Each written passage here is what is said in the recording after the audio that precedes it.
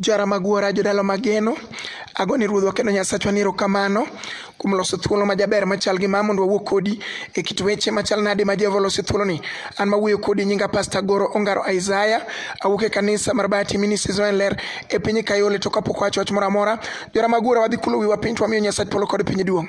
Iber manade Ebenezer Adonai El Giboho, Jehova Shalom, chunya odendi, chunya opaki ratego. Erokamano kuom loso thuoloni mondo yal wecheni ka kinde pod nitie. Duong' gi pak kodog ni ratego mar kuom Yesu. Amen.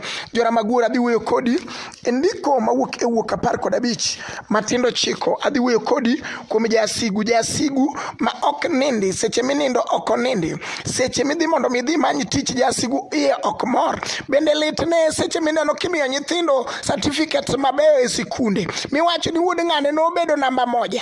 Litne jasigu wacho ni mato kata kaw namba 1 makato yud certificate mabeyo kiawa wanane mano jasigu. Otieno tulu wuothe mier gi kabude moko marotenge go gute moko maricho kong'ado ng'ute ogo tiklo e bath chiel jasigu ok onind gi guogi moko marotenge. Kawuono jawa chiko wadwa wuoyo kuom jasigu sani e lela ka piny neno.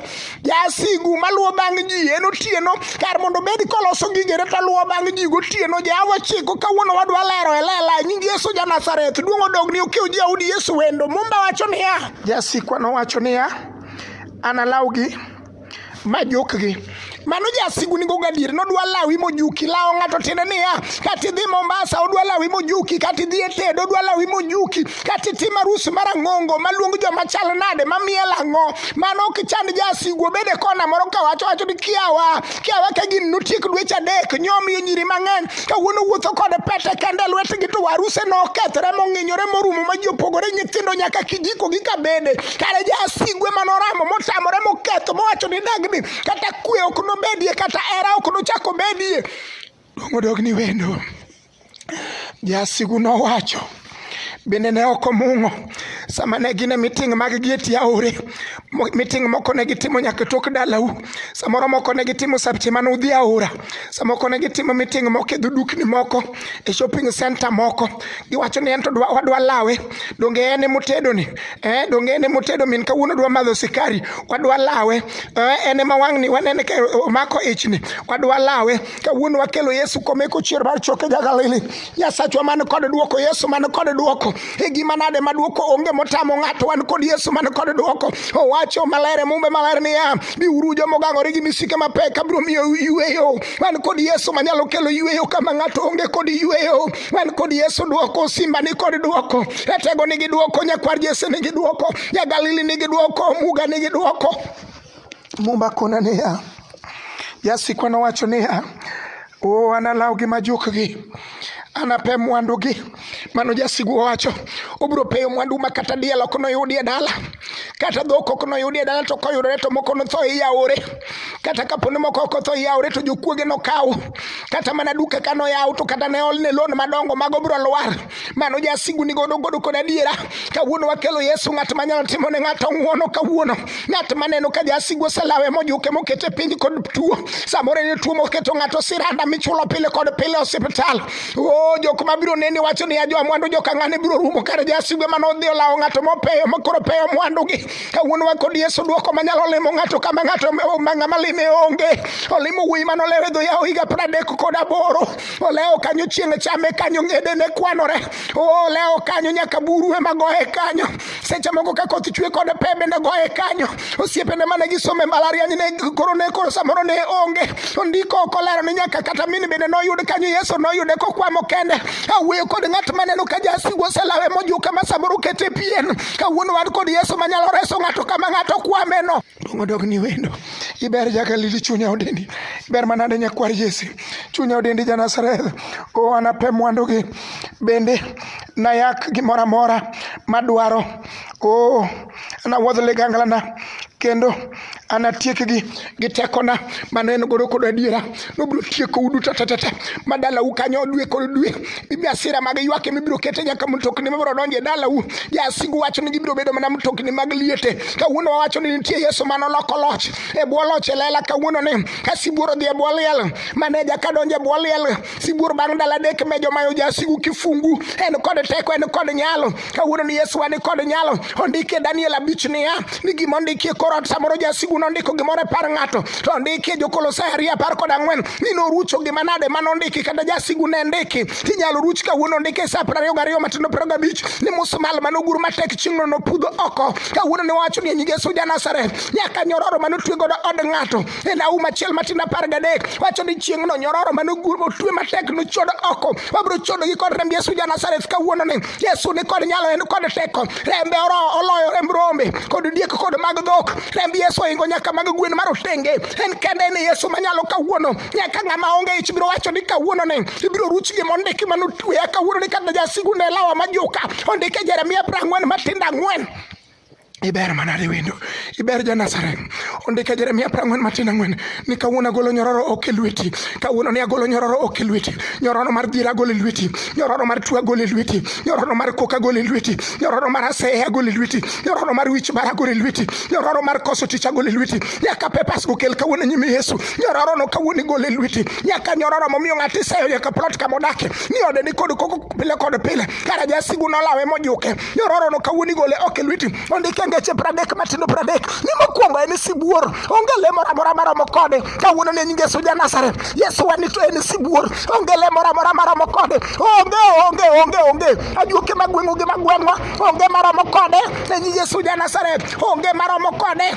duongo dogni ondike fwenya 3 matinda 8 ni aseketo dhoot mbele ni ma onge ng'ama nyalo loro kata ne gibi kod wiye ang'o onge ng'ama nyalo loro kata gibi tiende ang'o onge ng'ama nyalo loro kata gibi kagilama ang'o kata gilonyre duge wiliete joma notho onge ng'ama nyalo loro ondike Zaburi 40 matinda 2 noywaya kogola chuodho motimo todo mano Ebeneza Elgibo Jehova Shalom obro ywayi kogola chuodho motimo todo obro keto dhoot mbele ni ma onge ng'ama nyalo loro ondike Jeremia 23 matindo 29 ni wach Jehova ni neno wach Nyasaye ma kawuono wachungo kawuono ne wach Jehova chalo mach ochalo nyundo mabar Lwanda matindo tindo kawuono ni ang'wana bar lwendni mag dhier lwendni mag ich maremo lwendni mag wich bar lwendni mag koso kwe lwendni mag koso dak e nying Yesu ja Nazareth ondike Mathayo 15:13 ni gimoro amora ma wuora manie polo ne ok opidhi biro pudho oko e nying Yesu ja Nazareth kawuono gimoro amora ma jasigu nopidho kawuono wapudho miwa teko mar muko gi pudho gi go piny mano ndike Jeremia 1 matindo 9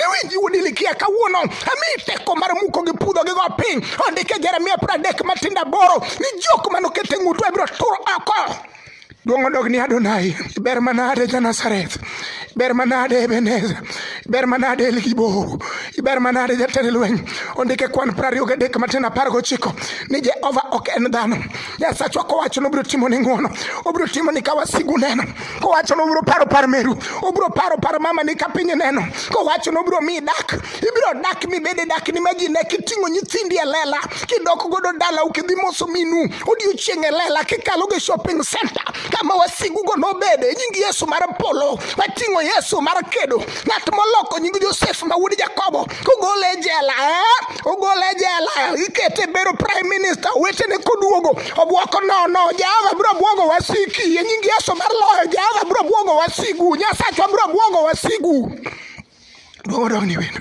duogo dog ni Nazareth duogo dog ni Adonai ber manade wendo na ber manade chier mar choke ja Galili podi romo Yesu na podi romo jatend lweny podi romo wang'eyo Nyasaye mapokolo manoloko nying Esther ma nyathi kich ogole bedo nyathi kich oketo bedo mikach ruoth mane Nyasaye mwang'eyo owuoyo Isaya 40:5 owacho ni ruoth Kuros ne ya asemako badi makora chwich mondo ilo wasigu mochung' e mbele ni.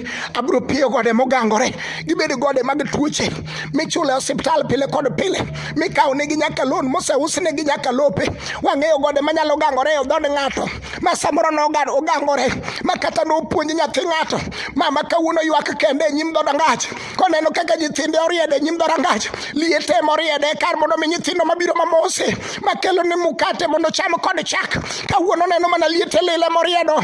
Kawuono wang'eyo Yesu ja Nazareth oneno mana nyithi nyige lilo manoriemb nyaka mier nyige go chako dok kapango. Iwacho ni mama dagna gi nyathina ni anadok manyo oko merwa dako tamore.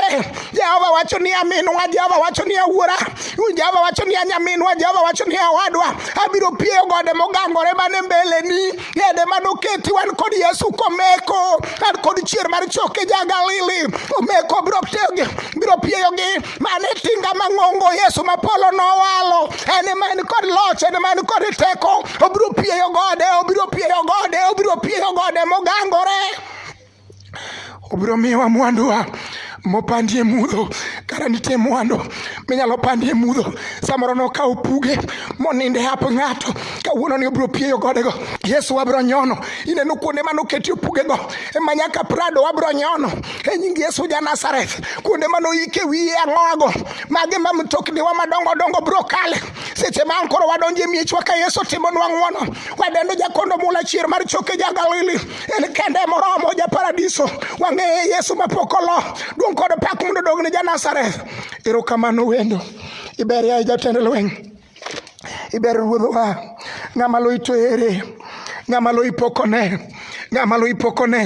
En ang'o manotemo go Lwanda motame loyo. En ang'o manotemo go Lwanda motame loyo. Teme ane kod gino machandi kawuono ni e Jeremia 49 Matin 19.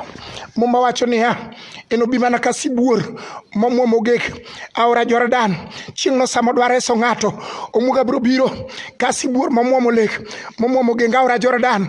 Chieng'no kodwa siro od ng'ato, mopar od ng'ato, onge ng'ama biro tame. Ondiki ngeche 30 matindo 30 ni mokwongo en sibuor. Ochako ndiki e Jeremia 49:19 ni chieng'no enobi mana ka sibuor. Chieng' modwaro ni mondo mi res odi dala uminyierono, obiro biro mana ka sibuor. Kodwaro ni mondo mi oting' malo maneja biro mana ka sibuor. Isaya 54:19 wacho niya, onge gi lweny molosi mondo inyi mano inyi, meja biro ka sibuor. Onge gi lweny molosi mondo inyi mano inyi, we luor. Ondike Isaya 41 Matin 10 ni we luor kawuono ni nitie Nyasaye mar polo. Asomo gimondiki Amomo Jehova. Isaya 41 Matin 10. Isaya 41 Matin 10. Erokamano were na mapokolo. Isaya 41 Matin 10. Oh, kikuluor gimoro nikech an kodu. Jehova ni kodi. Kata osiepe oringo, Jehova ni kodi. Kata wete oringo, Jehova ni kodi. Kata ng'ama dikonyi onge, Jehova ni kodi. Kata jocham oringo, Jehova ni kodi. Nitie mano josewe ng'ato mowacho ni macha to wawe gi Nyasache, wawe gi wegi Nyasachi. Jehova ni kodi. Obiro mako badi makora chwich. Ondike Mika 7:8 ni wasika kikugona siboi nikech kata selwar Jehova biro chunga kendo. Ohanda ni Jehova biro chungo kendo. Nyithinda gi Jehova biro miya school fees magisomo kendo. Dak na muneno nokethore ni Jehova biro duoka oda. Jehova biro duoko na min oda. Kata mano ohanda molwar ni Jehova biro chungo kendo. Kata mana nyithinda mowacho ni biro rundore gi Jehova biro chungo gi kendo. Kata mana dalawa mowacho ni onge ot malong'o ni Jehova biro loso kendo. Kata mana gigewa mokethore moruchore gi nitie Jehova ma jaduok geno. Oparo Jakobo ma wuod Isaka ka Jakobo wuok dala gi kadalilo odhi Kalaban maner mare. Jehova kara jalok nying, Jehova kara jaduok mwandu kama mwandu rume. Oloko nying Jakobo okone ni winji wuod Isaka. Kawuono ok chak iluongi Jakobo, iluongi Israel, ng'at mogwedhi. Okodeko mondo Jehova par ana momi nyathi. Okodeko mondo Sarai olok nyinge mobed min ng'ato. Pokodeko mondo Jehova chungi ng'ato. Pokodeko mondo Jehova paro ne ng'ato. Pokodeko mondo Jehova timne ng'ato ng'wono. Pokodeko mondo Jehova par ng'ato wadhi kodi e lamo. Jehova mar polo, pare jaduong' mowinjini, pare merwa mowinjini, pare nyathim sikul mowinjini. ting' jogi malo, Kristo mar loyo to mana kuom Yesu, amen. Jora magura jodala mageno, namba na madang' iyudago en 0733 79 49 10. Anuoyo, namba na madang' iyudago en 0733 79 49 10. Namba na machielo en 07 kendo 07 70 5376. Anuoyo, namba na machielo en 07 kendo 07 70 5376. Mad Jehova ma jasir joge osiru kawuono, osiru kiny, osiru ndalo kondalo. Amen.